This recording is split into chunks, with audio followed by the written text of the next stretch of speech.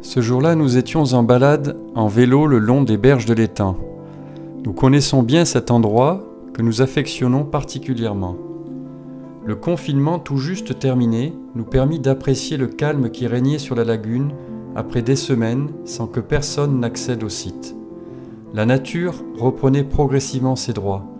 Uniquement quelques couples de canards colverts sur l'étang, habituellement fréquentés par les flamants roses et autres goélands argentés. Quelle fut notre surprise de trouver une couleuvre de Montpellier juvénile, prisonnière des mailles d'un filet de camouflage d'un de ces cabanons de chasseurs au gibier d'eau disséminés tout autour de l'étang. Comme vous pouvez le constater à l'image, les mailles étaient si serrées qu'elles constituaient des liens tellement puissants, faisant garrot, qu'il était impossible pour la couleuvre de se mouvoir afin de se libérer. Vouée à une mort certaine de toute évidence. C'est donc avec d'infinies précautions que nous décidions bien naturellement de la sauver de son piège mortel.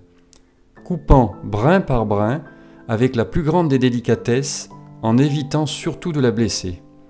Il nous fallut pas moins de 45 minutes pour la libérer.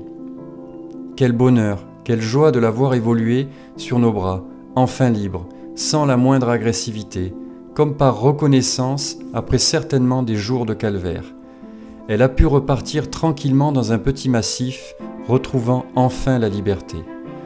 Je profite de cette occasion pour exprimer ma colère à l'égard de ces chasseurs-pêcheurs qui, une fois de plus, par des dommages collatéraux, mettent en danger un certain nombre d'espèces, protégées pour la plupart.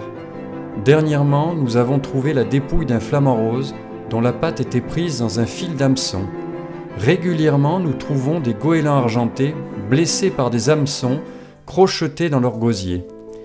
Quoi qu'il en soit, cette histoire se termine bien, avec l'espoir de mieux nous faire comprendre à quel point il nous faut respecter la nature et toute sa biodiversité.